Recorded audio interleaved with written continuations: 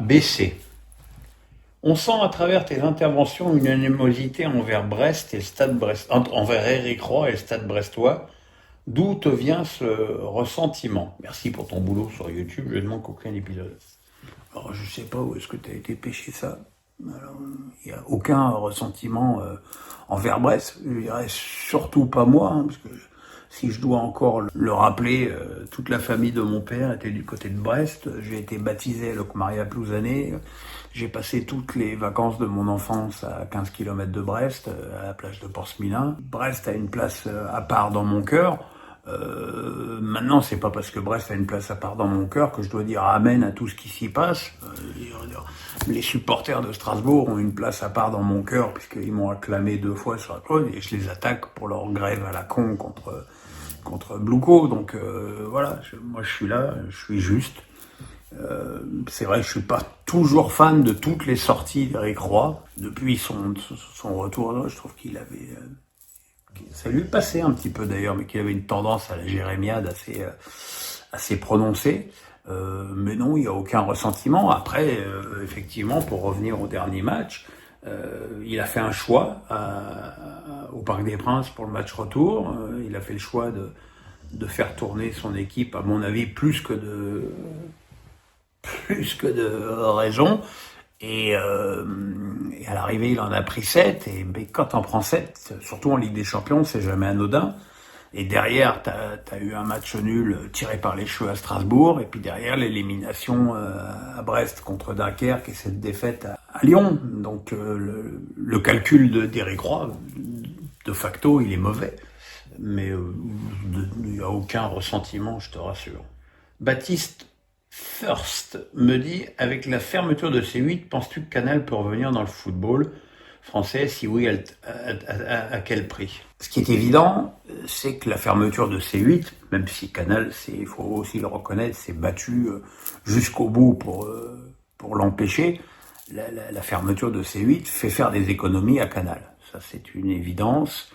Le départ de Cyril Hanouna aussi fait faire des économies à Canal. Dans le contrat de Cyril, il me semble que c'était 250 millions pour 6 ans, alors que le foot français, en l'état actuel, c'est 400 millions par an. Donc c'est pour vous donner une idée de la balance. Il y a plus d'argent. J'ai vu aussi que Maxime Saada avait renouvelé finalement son partenariat avec le cinéma français, ce qui est quand même une bonne nouvelle pour cette industrie, parce qu'il n'y a pas que le foot non plus dans la vie qui a besoin d'argent. Je ne sais pas, encore une fois, je pense que Canal n'a pas forcément les moyens de mettre une somme conséquente dans le foot français. L'envie, tant que la Brune sera là, je suis sûr qu'ils n'en ont pas envie. La place dans la grille avec le rugby en prime time le dimanche soir, si c'est pour avoir du foot aussi. Ou alors, Canal ferait une chaîne totalement dédiée au foot dans son bouquet, qui serait peut-être payante aussi, payante dépendamment ou indépendamment du reste de l'abonnement Canal. Ça, c'est des tas de choses qui sont à évoquer. Mais je pense que de toute façon, c'est quelque chose qui ne sera possible que si la Brune s'en va. Genghis Sarouda me dit, question plus personnelle, comment as-tu vécu le déferlement médiatique à ton encontre et comment réussir à s'isoler? Si c'est possible de tout ça, l'apport de tes proches a-t-il été important? Je saurais même pas vous dire. Je pense que je l'ai vécu. J'ai une force dans la vie, c'est que je peux être au summum des ennuis, que ce soit ou de l'inquiétude, ou de la tristesse, ou de la maladie, c'est que je dors. Je compte sur les doigts d'une main mes nuits d'insomnie dans une année. Je dors. J'ai été, oui, effectivement, bien entouré par Mélissa, par ma mère, qu'elle repose en paix, pendant toute cette période, et des gens qui croyaient en moi, qui croyaient en mon innocence. Tu sais, à un moment donné, t'as pas le choix, quoi. T'as pas le choix. Après, t'observes ce qui se passe par ailleurs, les déferlements médiatiques de haine sur Christophe de Chavannes, sur Stéphane Plaza, sur Harry Habitant, et tu te dis que tous les gens médiatiques sont logés à la même enseigne. Moi, Ce qui me choque le plus, c'est de voir qu'Harry Habitant a été à 2 reprises innocenté totalement par la justice et que tu as encore des gens pour dire mais il a quand même fait quelque chose. Hein. Et ça, ça veut dire que même quand tu es innocenté par la justice, il y a quand même des gens pour qui tu es encore coupable. Et ça, c'est quelque part, c'est désespérant. Chris me dit, à quand des lives sur ta chaîne pour commenter les matchs en direct? Ce serait cool que tu testes sur des gros matchs, pas besoin de fond vert, fais simple. J'ai pas envie de faire ça. J'ai pas envie de faire ça. D'abord parce que ce serait forcer ma nature, parce que quand je regarde un match, j'ai plutôt tendance à me taire. C'est d'ailleurs pour ça que je regarde généralement mes matchs seuls, parce que je suis pas un super partenaire, je suis pas là, tu vois. Il y a des gens qui peuvent croire effectivement que quand je suis dans un match et que comme je sais quand même de quoi je parle, je suis là, je commande, j'explique, je, je suis pédagogue. Non, je suis très silencieux. Donc ça veut dire que si je devais commenter les matchs en direct, je serais finalement assez taiseux. Et je pense que c'est pas une bonne idée. Je pense qu'un mec comme l'immigré parisien, dans son style, fait ça très bien et qu'il anime ça avec beaucoup de fougue et d'ailleurs un certain talent. Moi, j'ai pas envie de faire ça. Anatole du 49 me dit, question bateau, La Brune est-il le responsable ou l'héritier de la crise du football français? Les deux, mon capitaine, parce que il est évident que le point de départ de l'effondrement du foot français, c'est d'avoir choisi Mediapro pour 160 millions d'écart avec la proposition de Canal. Quand tu as un diffuseur historique comme ça, tu l'envoies pas bouler.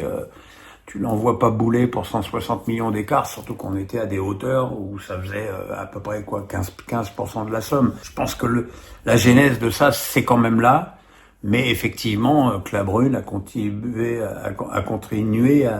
à creuser le tombeau du foot français, d'abord par son attitude vis-à-vis de Canal, parce que il n'y a pas que des choix, il y a aussi l'attitude, il y a les déclarations, il y a la façon de parler à Maxime Saada. Tu parles pas à Saada comme si c'était ton pote, quoi.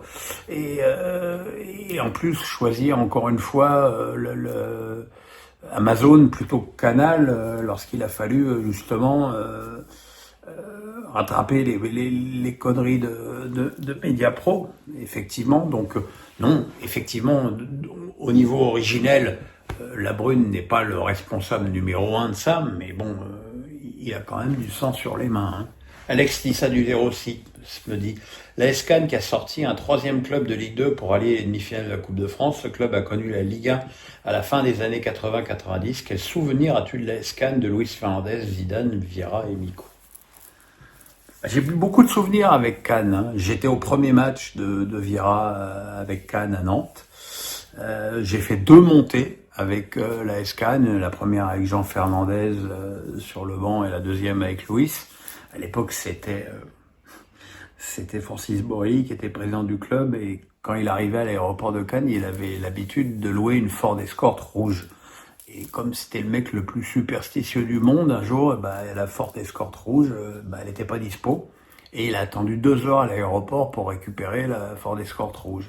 C'était tout Francis, ça. Bon, à l'époque, tu sentais quand même que c'était fragile, Cannes, hein, au niveau du stade, des infrastructures. Tu sentais que c'était un club qui reposait un petit peu sur du sable. Et puis après, derrière, il y a eu des magouilles, il y a eu des gens pas très recommandables qui ont repris le club, qui a fait que le club s'est effondré. Aujourd'hui, voilà, ça travaille bien. Je dirais, c'est à l'image de la ville de Cannes qui est gérée par David Lisnard. Voilà, c'est une ville qui va bien et je pense que le foot est à son image.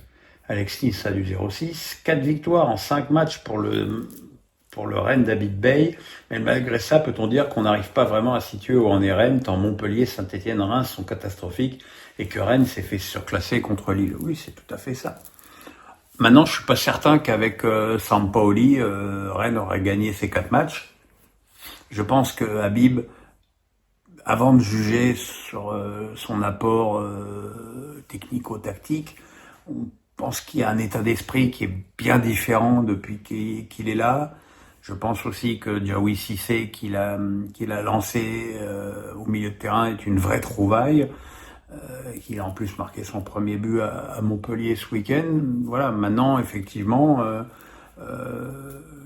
Rennes et Habib ont mangé leur pain blanc avec avec tous ces matchs faciles. Maintenant, il est évident que, évidemment, avec le balancier, tu vas avoir des matchs beaucoup plus difficiles, notamment le prochain contre le PSG. C'est là qu'on va un peu juger des progrès de Rennes.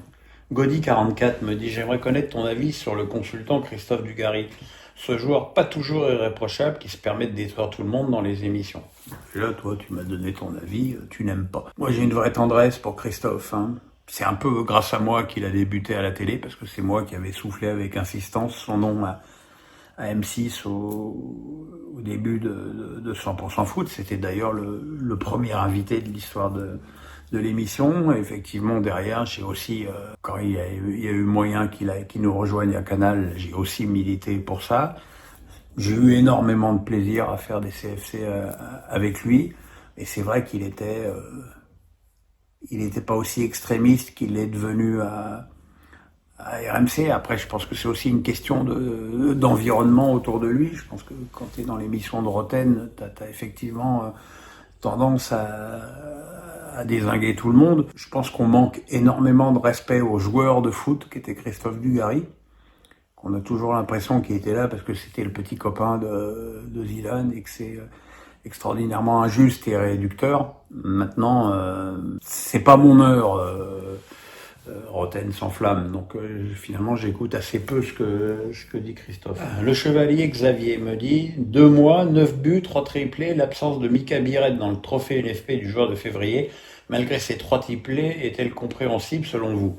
Alors, j'ai entendu l'explication bidon pour expliquer que le dernier triplé était marqué à cheval sur février-mars, finalement, était comptabilisé par mars, donc on ne pouvait pas le compter pour Biret. C'est une explication évidemment totalement bidon. Puis c'est d'autant plus bidon que si on enlève un triplé, il en reste encore 2. Et je pense que ces 2 triplés pour un joueur qui arrive dans un club qui est supposé être beaucoup plus élevé que là où il jouait, et puis dans un club qui tourne pas extraordinairement bien, je pense qu'effectivement que la moindre des choses, ça méritait une nomination de Biret à la place de qui on veut d'ailleurs, d'Hakimi ou de Gouiri, ou voire même de Dembélé. Mais c'est effectivement un petit peu problématique. Et l'explication en plus, elle est totalement bidon.